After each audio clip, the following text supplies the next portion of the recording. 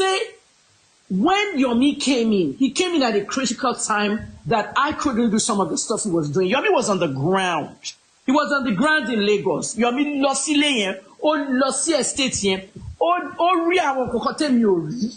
Ó rí àwọn èmi láti discharge àwọn interns mi because èmi parí case.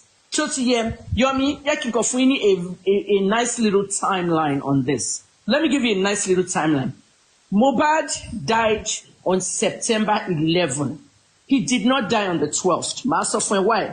This is my own timeline. Ṣó gbogbo eléyìí ni mo sọ fún bàbá ẹ lórí interview. Gba tí mo interview bàbá Mohbad tán, àwọn èèyàn mú interview mi, wọ́n gé sí wẹ́wẹ́wẹ́, wọ́n kó ètò ẹ̀kan kó. Ibi tó ẹ̀kan kó so inú mi dùn, and I took it offline that nobody can see it. Bottom line, èmi tí mi ò tí edit nǹkan tí mo fẹ́ ṣe, wọ́n ti bá mi lọ edited. Let me tell you what happened on that day. On the 11th ni Mohbad kú. Mohbad ti kú kí nurse yẹn tó dé ilé yẹn. Mohbad ti kú according to two of the neighbors that I interviewed. This is my own finding though. According to two of the people that I interviewed, wọ́n ti wá ń tà sí gbogbo wọn ti sunkún, wọ́n ti mọ̀ pé Mohbad ti kú. Really, this is the synopsis of what I'm going through. I contacted Fox News, CNN. I contacted International Business Time, all the music magazines, Source magazines, all hip-hop, but before the international media can put a story like that out, they must hear from the police. The police has refused to talk to any of the international media by giving them one line. Investigations are still ongoing. Investigations are still ongoing for almost 2 years, Abi. Now, nǹkan tó dùn mí jù ni pé mo discover akini, èmi náà kọ́kọ́ wá bá ẹ fetí sílẹ̀ o, because some people misunderstood this case. Somebody in the industry contacted me on the morning of the 12th. It was close to 7 a.m. Nigerian time. The person told me that Mohbad had passed away. That person told me, okay, that Mohbad had passed away. If you guys remember, Yomi, you may not know, but Nigerians remember that I posted something on Facebook. That morning, before 9 a.m., I said, someone has died in the industry and it's very sad. I'm crying right now. I'll get back to you later. Me, it's here now, so. But the minute here was section Wumi, don't read information to my post here. Okay? At I want to anumoto here, but don't read on a sorry lo announce for Instablog. What pay Instablog? What is of Instablog? Ikpe ear infection look pa Mohbad. Mohbad dies of ear infection. On the level here, be 12. On the level, be 12. They had already died on the 11th. On the 12th early, let me get message. So to get. Now, the dates were messed up. The dates were messed up. Remember, you see, this is one thing about me. In my 31 years of journalism, I started February 9th. You're absolutely on point, so to be honest with you, Auntie, you're absolutely on point. Yomi, abro mi wo, 9th of February, Timo Bereshe in 1994, 31 years. Oh, celebrate me for 30 years. Mon everybody. But 31 years, I'm not even interested in news anymore. Some people say, some of us appreciate you. It's your blood. You know, some of us appreciate you. Yeah, I know some of you, of course. And some you people remember when somebody, I don't want to mention the person's name, said she was coming to your house to attack you. I came out openly, I said, not on your life. If you try it, you're going to be abusing our fundamental. Don't even try. It's not possible. I'm ready for now. She's American, me. I'm ready for the illegal weapon. I came online, I said, if you try it. I want to watch. Ṣe bọ́ lù wọ́n. Ṣe bọ́ lù wọ́n. Àwọn tó wá wọ́n lù wọ́n. Monday àti Monday. Àti kẹ́mi, mi kò share DMS yìí ni òkò tájọ sọ. Tí n bá share. Àwọn tó wá sílé mi, Lucky àti Monday ló lù wọ́n. Ẹ̀jẹ̀ dẹ̀ yọ lẹ́nu wọn kó tó kúrò nílé mi. Ẹnìkan wá tweet pé, if your favorite celebrity says you should go to Kemi Olunloyo's house to beat her up, if you die while you are there, nobody will advocate for you. Lucky at Monday, Ajabo is not. Bottom line is, you dare not go there and meet her. I understand. Only I think peacefully you can't do it. Yomi, while I was in Nigeria, nobody knew. I had a licensed weapon while I was in Nigeria. And that licensed weapon came from the United States, and I registered it with the Nigerian police, meaning that if I'm intruded upon, I will kill. In America, I must shoot me. I will talk. I will ask questions later. Come to my house. Our Ajah boys don't know I want to wasile me. A guy came to my gate with a Bible and stood there for 4 days. Eh? If I want it, get on my property. Get on my property. Don't even worry. Àwọn Ajah boys no know. Tí gbogbo ẹ̀jẹ̀ yọ lẹ́nu ẹ̀ wọ́n ní kó má wà bíbá yìí. At the end of the day, kán lọ gbọ́ nǹkan tí dáàdi ló sọ fún Punch. What my father told the Punch in his 2013 interview, 2013. What about your daughter Kemi? She rò kí n bẹ̀ mí ní tí n bá sọ̀rọ̀ nípa àwọn èèyàn. Daddy ní anyone that wants to kill her, she has her own assassins. Money and when you're 200 naira nìkan ni máa fún wọn, especially when I was in Ibadan. Àwọn ọmọdé dùbú, they will kill you for 200 naira. Don't threaten me. Don't threaten me. Báyẹ̀ ló máa mọ̀ pé èmi gan thug ni mí. Jẹ́ kí n padà síbi tí mo wà. Jẹ́ kí n padà sí nǹkan tí mo ń sọ. Yomi, when that person notified me on the morning of the 12th that Mohbad had died, and the Mohbad's camp, whoever the camp was, Muni's camp, they saw that I had already posted something. They now rushed an advert to Instablock to say it was an ear infection. I was not the one that called Mohbad's death an ear infection. Some people are saying I was the one. I was not. I want to check adverts. Okay, not paying ear infection. On Instablock, ṣe pé. Èmi sì bọ̀dẹ̀ jókòó yìí, mo mọ àwọn tó ní Instablock, when they contact everybody. Wọ́n ní Wùmí ló gbé advert fáwọn àti you know who. So to get. At the end of the day, it was not an ear infection. So mo pe freeze. Money Freeze, Jeka go live tonight. I went live with Freeze. Kini mo sọ lórí Freeze. Money, the likelihood is a drug overdose because Mohbad was using drugs. But towards the end of the time, he left Malian music. He changed his life and said he doesn't smoke anymore. He was wearing a white shirt. He did a new music video. Ṣebí nǹkan tí mo kàn pa Little Smart lẹ́yìn nìyẹn àti ìjà pẹ̀lú àwọn Naira Marley àti Journalistic. Ta ló dá sọ̀rọ̀ Mohbad nígbà tí wọ́n bully Mohbad? Ṣé èmi nìkan call it the only person nínú industry tí mo tweet to Mohbad when it was happening live? And people's life now. Oh, one else often let's watch it live and sing. And I don't do lives anymore. Ma deactivate page lálẹ́ now. I don't want to do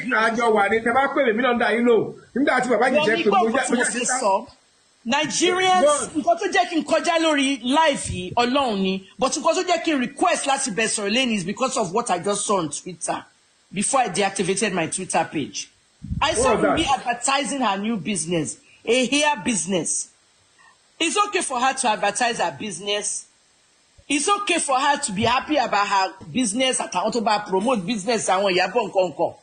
But nǹkan tó surprise me, tó dey disturb me is the comments under that post. People were commenting that Wunmi has moved on. Àwọn èèyàn láti filẹ̀ ó ti move on. Kò lè máa move on forever. But no one in that comment actually said Wunmi has moved on, but it's inappropriate because the husband is still in the mortuary.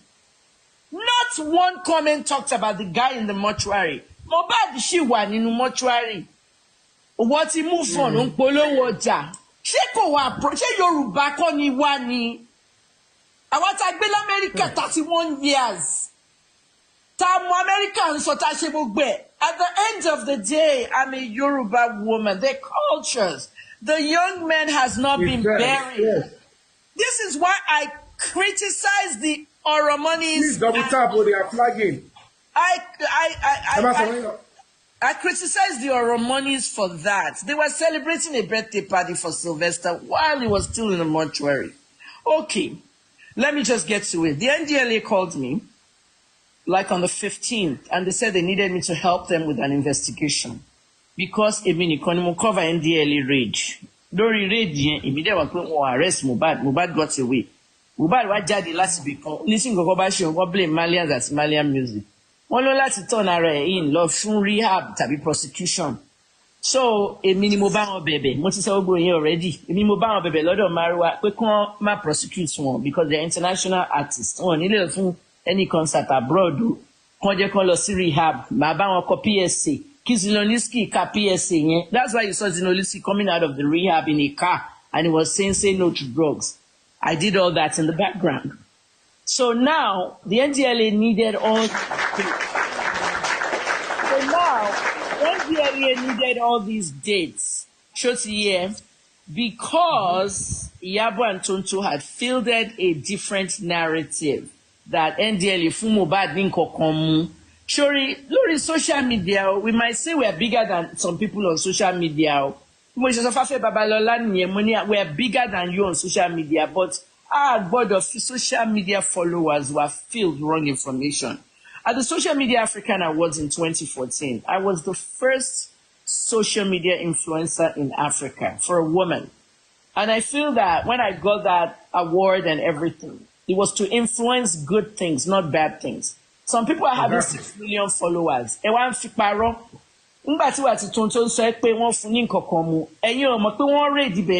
of 2022.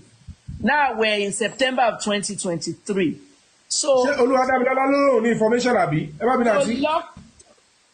luckily, Oluwadamilola hold that information. It's not time sensitive.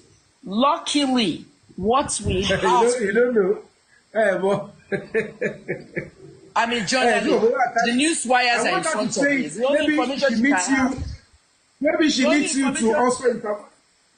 The only information I have has to be breaking news that Wunmi has been arrested, and I have the news wires in front of me. Want to announce for Nigerians, news wires. Nobody can subscribe to news wires, only journalists, and possibly the international. Yes. But in NDLEA, Yomi, in NDLEA need from me are the videos that they took on that day. Wunmi Fabiyi, NDLEA officer.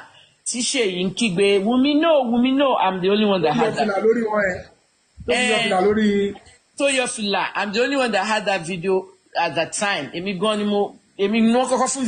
to go viral. But anyway, the other thing was I did an interview the very next day on Cool FM. So I need footage here. Luckily, if you tell me about this interview on radio, I get footage me. Cool FM man send clips in me within 1 hour of after the show. So I had the clip. Mo de friend NDLEA de collector si Nigerian police pay our drug Mubado rehab low. Nkoto munu bottle water here was a combination of drugs for rehabilitation. Chief pharmacist Delemi, and I worked in Johns Hopkins Rehab Center. So I know what was in that bottle water. Okay. Boston, Massachusetts. No, Johns Hopkins in Baltimore. Oh, Maryland. In Maryland. I knew what was in that bottle water. I had to be a combination of ibuprofen, Flexeril for the body ache, and promethazine for the vomiting. Combination rehab niye. Nǹkan tó fumu niye. Ó dẹ̀ wá gist ẹnìkan, ẹni tó ń gist gan ló ń video ẹ̀. Àwọn ìyàbọ̀ bá gbé video wọn ni wọ́n ti poison ẹ̀. So at the end of the day, these are things I couldn't tell you last year. At the end of the day, DSS. She announced only DSS enter investigation, but you didn't hear anything they did. DSS was there to arrest Iyabo and Tonto. Oh, Moko, we arrest her. One if you want for 2 years. Oh, but DSS now, only Boruko unje. If they had or no, or go along at people like me. Surely Yomi àwọn kò àtẹ pé enemies anyone, but ó tún ṣoore fún àwọn òde mọ̀ kó ṣoore fún wọn. Ṣé mo rò àbẹ́ yẹn? If not for people like me, tí mo ní ẹ máa arrest Tonto àti Iyabo, DSS ò ní fún wọn lẹ̀ for 2 years o. Wọ́n máa lọ defame Mariwa. Ó mọ̀ pé orúkọ Mariwa is international. So at the end of the day, we never arrested them. Now, on the 15th of September to the 30th, I worked with Nigerian police and I worked with the NDLEA and the DSS. Behind, nobody knew this. What kind of work did I do with them? But videos on leash about authenticate. Everybody can work. Everybody can feed their family. I didn't say Wunmi was working. Basic English here, money Nigeria. I said Wunmi launched a business. Okay? So by launched business. Yomi, bí mo ṣe jókòó mo lè launch business kẹ́ni kankan máa mọ̀. Talk to me about we need to advertise business. You'll be flamboyant about it like you just achieved a new success. Anyway, it's all right. Máa ṣe advert for social media. Ojú mi kọ́ ni máa fi ṣe advert ẹ̀ tí máa kígbe. Nǹkan tó ń ṣe ní pé kò sẹ́ni tó lè mú un. Nǹkan tó ń ṣe nìyẹn, kò sí nǹkan méjì. Ó ń kápá sókè ni pé no kò sẹ́nibọ̀dì tó lè mú un. Ibi tí mo lọ nìyẹn because mo máa bẹ̀rẹ̀ sí dárúkọ àwọn èèyàn. Ohun tó wà bẹ́ẹ̀ ni pé tẹmọ tó rí bẹ́ẹ̀, let's be honest with ourselves. Mo máa sọ lẹ́nà pé torí mi fẹ́ máa sọ́lédè ṣé wọ́n pé tí èèyàn bá gbaṣẹ́ kú lọ́wọ́ àwọn kan tó mọ̀ pé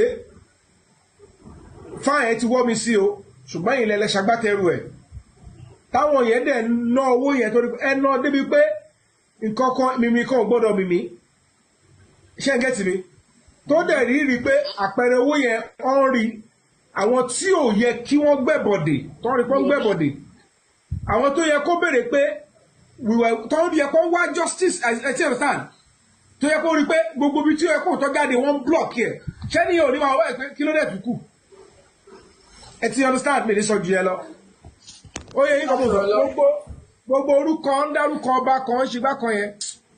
Let me continue, Yomi. Damilola, don't try that again. Damilola, I'll forgive you. Don't try that again. I'm a journalist of 31 years. I spent $10,200 on Mohbad's case.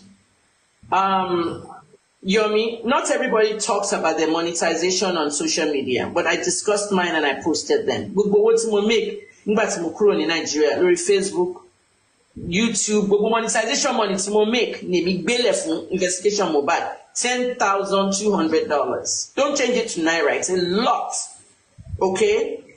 And I'm not playing around because I wasn't looking for a break-even point. I wasn't looking to make my money back. I was looking to solve a murder. Now, Nkosimo Feso, 60 years money train of thought. If you don't know what that is, I'm a journalist that speaks directly to the camera. I do not read from paper or pencil or anything.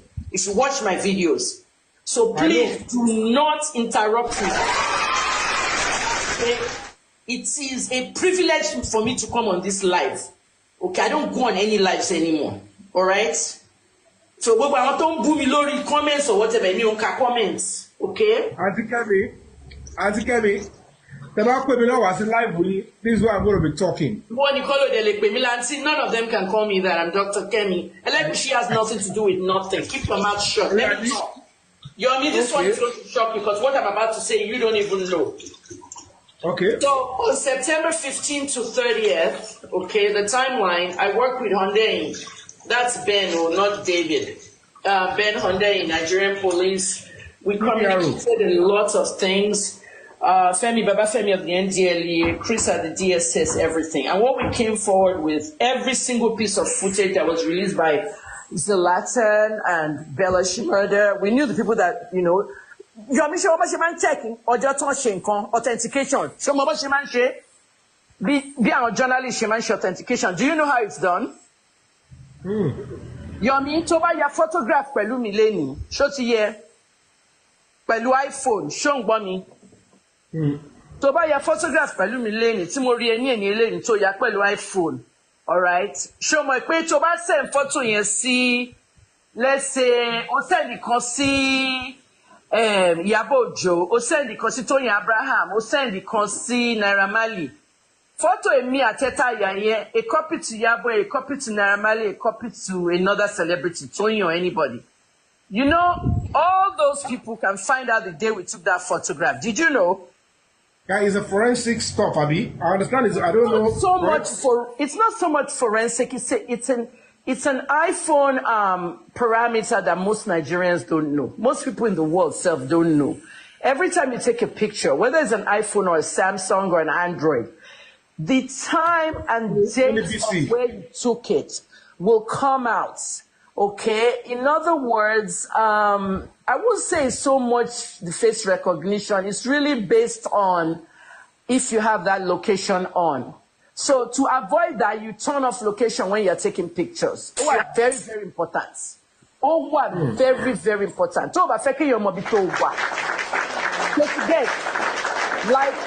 the bottom actually, to buy in America, in Maryland, tell me, I say, you're 14 on the 9th of December.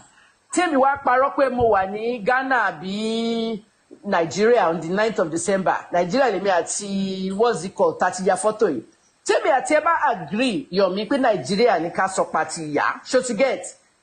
Àwọn tó send ẹ̀ sí wọ́n máa rí pé Canada àbí Maryland àbí Ghana láti yà. They will see the location.